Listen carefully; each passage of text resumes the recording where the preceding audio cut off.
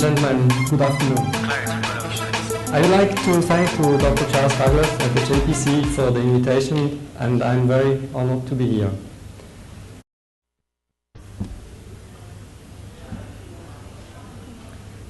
If you can have a look here, and how many people are working around the car and how much time it takes to change tires and fill up the fuel of the car.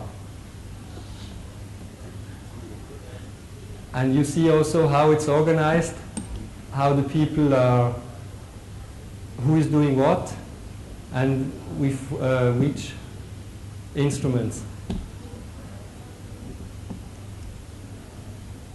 We are already at 33 seconds.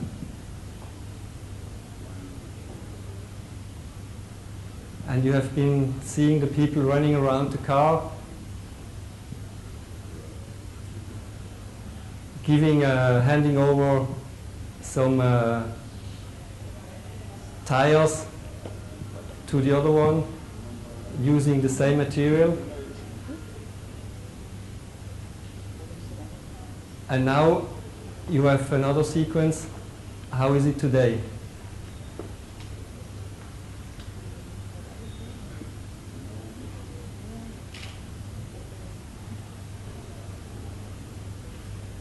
But be careful when the car is coming into the film. It takes only 3 seconds. It's not a secret. It's today a pit stop takes 3 seconds. It's 3 heartbeats. We are briefing once in 3 seconds, and in 3 seconds they change everything. But you see also how many people this needs to have this productivity. Before we had about 6 people, now there are more than 20 people around. Car is coming, and it's finished. So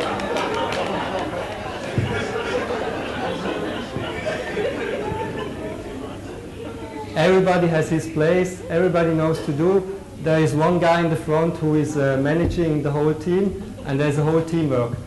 But this needs also training. They do it around 40 times a day to train to get to this level. And in sports, training as an athlete, you go to training every day. That's the most important thing. And we have been talking about training a lot during these 2 days, because here 3 seconds can decide the race from 1 hour and a half. In football, in overtime, when you score in the 93rd minute, then you have won the game. Or if you run in 9:65, the 100 meters, or in 9:70, this can decide over gold medal or not gold medal. So in sports, the measurement, what we talked this morning, is much more precise. In business, you have maybe 15%, 20%, 40% less or more. And the measurement can't be as precise. But in sports, there is no excuse. The measurement is 200% precise. And that makes a big difference. But first, before I go into the sports events and the sports tourism, I would like just to explain you where I'm coming from. The Vallée de Joux is on the edge, on the French border. It's 1 hour from Geneva. It's just next to the French border, which is quite specific. In the Vallée de Joux, we have 6,700 inhabitants and 6,600 working places. So there are 4,000 workers coming daily across the border to our region. And in our small region, we do 10 to 11% of the exports of the whole canton. And we are at the level in the mountains in 1,000 meters altitude. So we are not in a big city. We are not where, let's say, all the traffic is, where the airport is, where everything is going on. We are 1,000 meters altitude, just to compare and also. But it's actually for this productivity is not yet the tourism, but it's the watchmaking industry. The most prestigious luxury brands are manufacturing their watches in the Vallée de Joux, like Audemars Piguet, Patek Philippe, Blancpain, Breguet, Jaeger-LeCoultre, Vacheron Constantin, just to name a few of them. And if you see the GDP per habitant in the Vallée de Joux is about 90,000 Swiss francs, and the Swiss average, the green line, is around at 60%. But it was not always like this. And this watch industry came up during the last 200 years, where there were all farmers in the Vallée de Joux, and in winter time it's very tough winter and a lot of snow and very cold. So they had no productivity in this farm, and they tried to find another occupation. And they developed these skills to make these very, very small pieces. One watch has about 200 pieces to build up the whole watch. And a very complicated watch can take one watchmaker for 1 year to build up one of these very complicated watches. So they built in winter the watches, and in summertime they went over the mountains to Geneva to sell them. And in the 70s was big crisis in the Vallée de Joux. 1970s, the digital watches came up from Japan, and suddenly nobody wanted any more Swiss watches, and people asked, why should I pay between $2,000 or $5,000 or even much more if I can have the time? It's only precision, I need only time for about $10. So watchmaking business in Switzerland went in deep depression. In Vallée de Joux, inhabitants from 10,000 people went down to 5,000. But the crisis has this advantage: you go always out very strong of a crisis. And they focused on they changed the whole working process, the productivity, what we said. The value chain was completely reinvented. They marketed the value of this work of the people which is in these watches, and to place these watches on the top end. So this is just also an example in our region how the business was reinvented to strengthen the forces and innovations were made. But the region learned also something. They didn't want to be only dependent on one industry. So the decision was to diversify in other industries, in the technical sector, but also in the tourism. And there was, beside to invest in tourism, was a very wise decision that the local government decided. I pass over all the tourism activities we have, decided to build up a sports center. And it was 20 years ago, they invest $35 million US dollars in a sports center for 6,500 inhabitants, which can seem really oversized, but the idea was not to build only for the local population and the school, but also with the idea to attract teams and tourists from abroad to come to the valley. And the reflection was also that we couldn't compete with the big budgets of other tourism regions, which are very large number in France, Austria, Italy, Switzerland, Germany, in the mountain regions. But the idea was to build up, consequently, sports events to make known the region. And the sports center with the infrastructure, with the indoor swimming pool, we have an ice rink, sports hall, climbing wall, restaurant, accommodation, many things. But it was also a center of competence.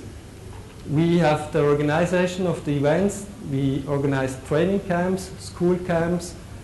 The administration was there, and the headquarters, and there is a reception. It's important that there's 365 days a year we are open, and there is every time somebody's there. And the users are schools, the sports clubs, then also the companies from the region. because the workers, they come across the border, then they stay for lunch there, and they leave only in the evening. So at midtime they can do sports. We organize also for them inter-enterprises competition. We organize in summer cycle race or running race or badminton competition, or in winter cross-country skiing races, where people of these companies can compete against the other employees of the other companies, and this helps to bring the whole Vallée de Joux also together and know people from other companies, and even if they are competitors, it opens up, they discuss together, and there is an exchange also on the professional base when they are talking together of their work. It's also an events, conference and exhibition center. The sports events which we are organizing through all the year, in winter for sure it's more winter events, snowshoeing event, then in summer trail running, the triathlon, the Xterra, and I maybe just comment few events after how we organize it. But first of all, when you go in there and say, okay, we want to place our region through sports events, you have to define the strategy on the country level, then on the regional level, and on the local level. And for us, it was important that it's a mix. It couldn't be only pro races like a world championship or international races, because once it's very expensive, and second one, you have it once maybe in 50 years for the whole country when you can get a world championship or something like this. And for us, to have this continuity is very important.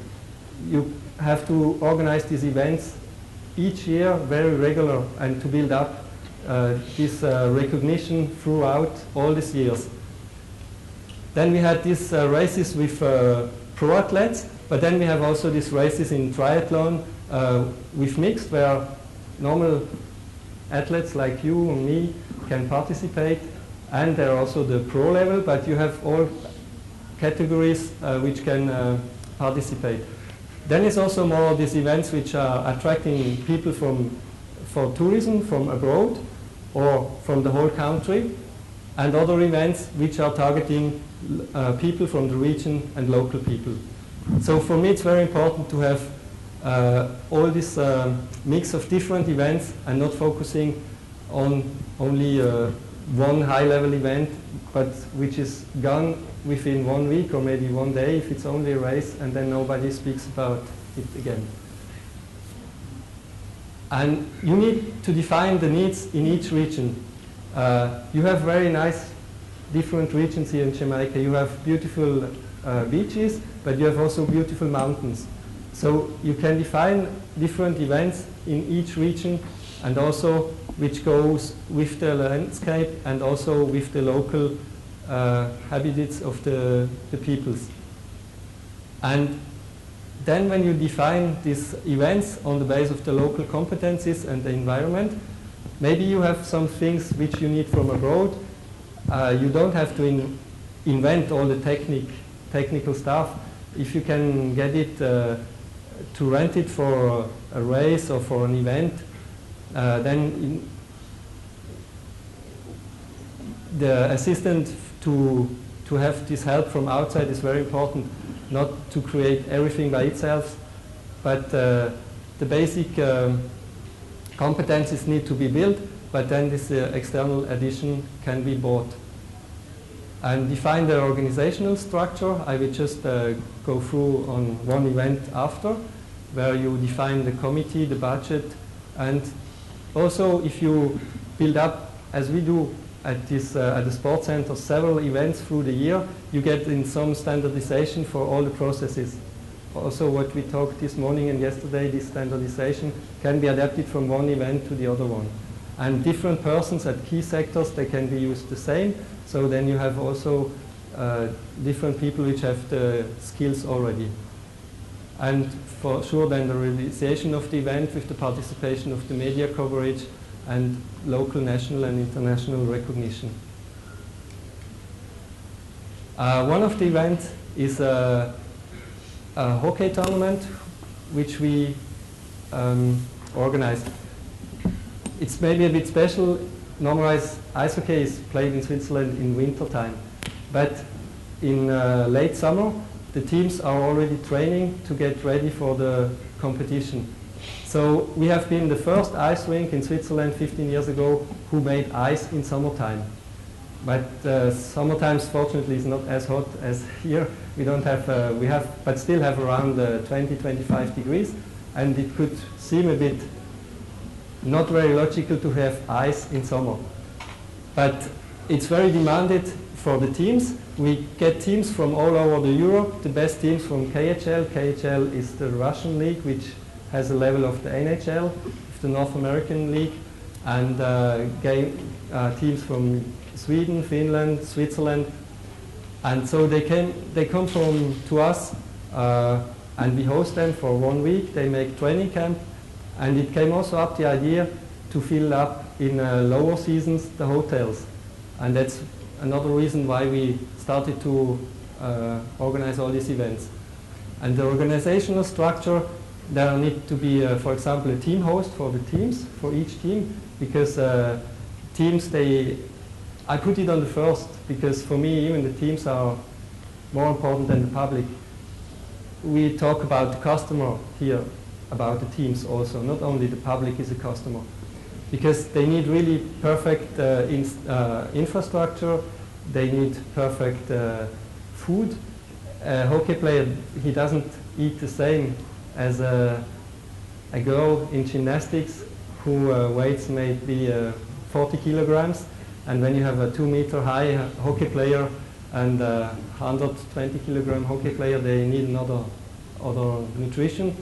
Then the referees, the game schedule, hospitality, VIP ticketing, volunteers, security, which is very important. The infrastructure, the administration, transport and medical services. All this makes that the event and the spectator, he doesn't see anything of all these things which are going on in the background.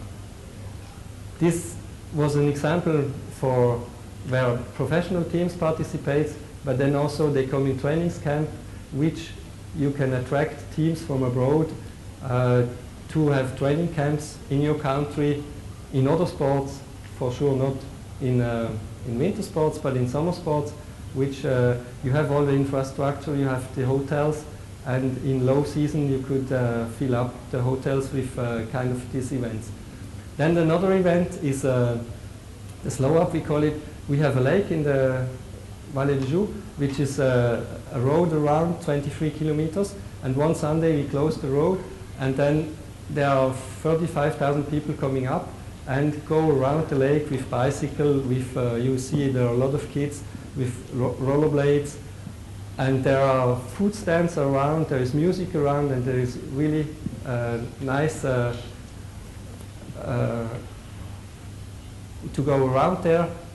And the aim was also to make I saw when I was driving around on the weekend, when I was here, I saw on the road from a national office some publicity to make also to, how should I say, to motivate people ride bicycle, also for health issues. And this was in Switzerland also on the base from the government, who supported a part of this event to bring out the people of the cities to go to the countryside and do something for their fitness. And this again brings you a value makes publicity for your region, and also brings you people for one day, and when they go home very happy, so they talk about your region. And the other advantage was it brings together the whole valley. It sounds maybe strange, but it's only 23 kilometers long. But some people, they nearly never went to the other end of the valley because they stayed in their country, so in their village.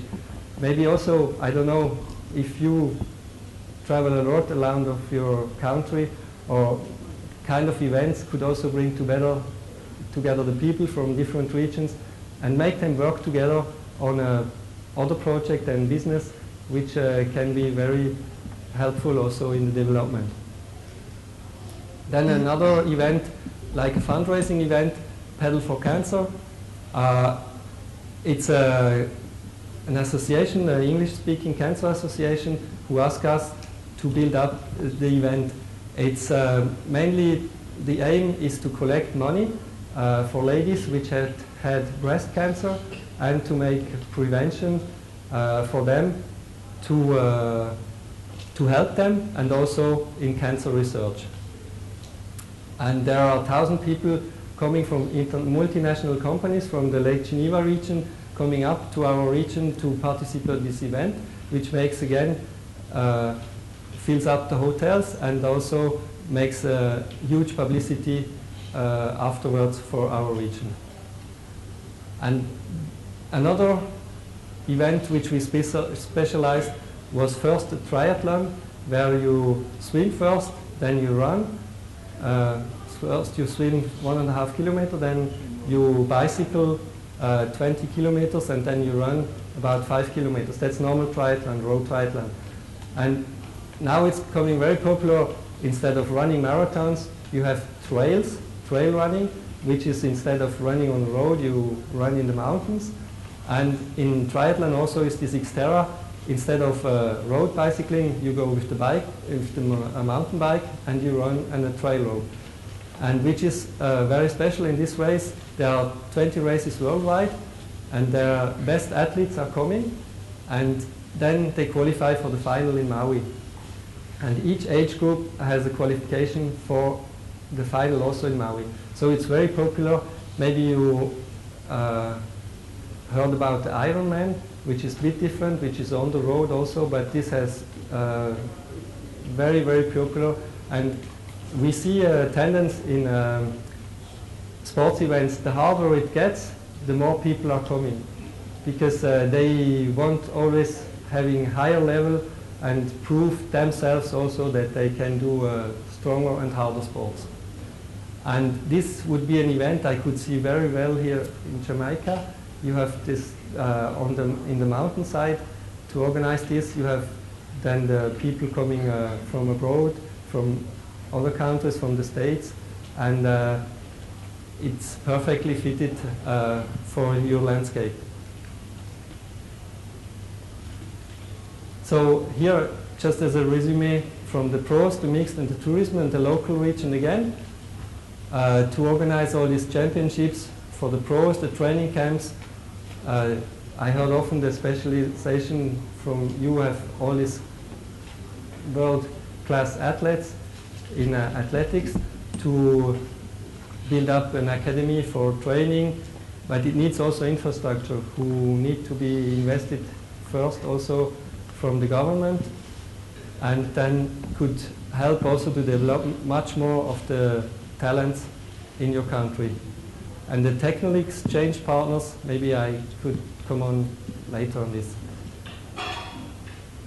And what I would also see here, you have all these, I would say, sports which are done already in the resorts, like golf, tennis, diving. But there are another sports tourism group which is very popular, is hiking and cycling. There are many people, they go on holiday hiking, discover a country, and they walk every day around 4 to 8 hours. And they go in many countries all over the world where they have landscape like you have here, mountains and beaches, so they can discover all this. And also with cycling, there are tour operators which are specialized in that. They bring the people over here, and then you can do a road tour around the island. And it's many people, they prefer to do sports activities during their holidays and also discover the country from another side. And these are very huge potentials for the future. And maybe on local level also having these charity events or enterprises, things like this organized, that you can build up this mix for you. So what you get through all these, the values and the skills acquired through the sports, we have the same in business. cooperation, communication, respect, applied rules, solve the problems, comprehension, leadership, values, to build up your will to win, handling stress and competition, honesty, fair play, learn to lose. We said also failure is not a mistake. You learn about failure and about also when you lose, you can learn to do better next time. Solidarity, self-esteem, all the words that you have in leadership courses, confidence, tolerance, resilience, competition and discipline. And the good thing also in this organization of the events, you have all the younger students which could help in the organization.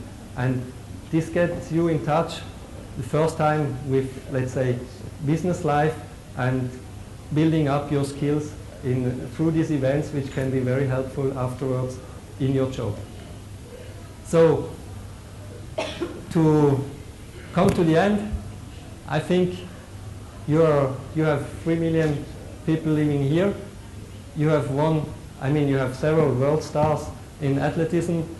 We have 7 million people in Switzerland. We have one world star, Roger Federer, which is unfortunately not anymore #1, but he was such a long time. And these are really ambassadors for our countries, and we should use them more. And now, which is bad, I think, in Switzerland, Roger Federer loses some games, and then journalists, they just start to criticize him, which is really not fair. He was such a long time the ambassador of Switzerland, and suddenly you lose 1, 2, 3 games, then already they start to criticize. But what I would say, I think with the smaller countries, when we compare to 7.1 billion people living in the world, I think we could get together more, how should I say, in cooperation. In Switzerland, for example, we have a lot of technical engineering schools which they could develop to help to bring to help you also to go further much faster in some competitions. And my dream would be that I could not understand why the Swiss could win Olympic gold medals or world championship medals in bobsleigh, which there are on the 4 people in the bobsleigh, there are 3 people just pushing and running, and you have probably your best sprinters, you have more than 200 better sprinters than the best Swiss sprinter. So I think with your potential that you have, and probably with the help, the technical help you could get, for example, from Switzerland, that I would see, my dream would be seeing that the Jamaican team wins a gold medal on an Olympic Games or World Championship in bobsleigh. Awesome. Thank you for your attention.